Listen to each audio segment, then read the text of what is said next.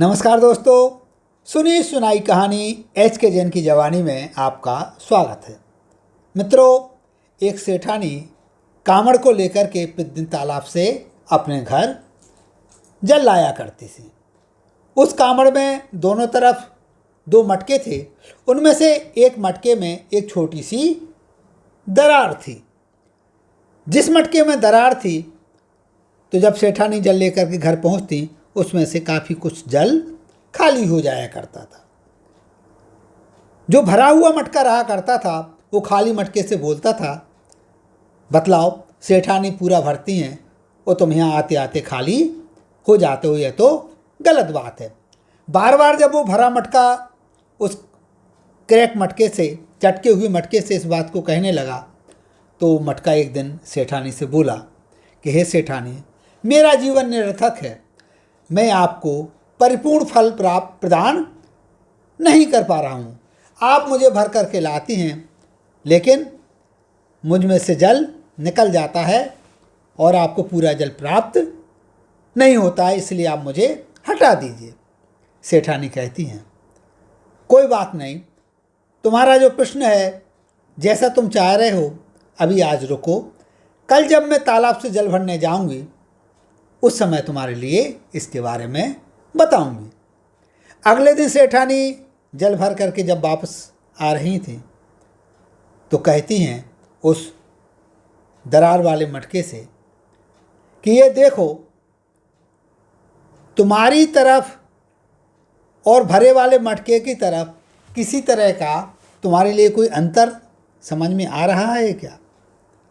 तो वो मटका कहता है, जिसमें दरार थी, कि हाँ, इस तरफ हरियाली है और दूसरी तरफ कुछ भी नहीं है। सेठानी कहती हैं, क्या तुम जानते हो कि ये जो हरियाली है, ये जो फूल पौधे जो पनप रहे हैं, इनके पौधे जो आ गए हैं, उनमें जो पुष्प आने लगे हैं, वो कैसे आए हैं? तो मटका कहता है, मुझे तो इसके बारे में कोई जानकारी नहीं है।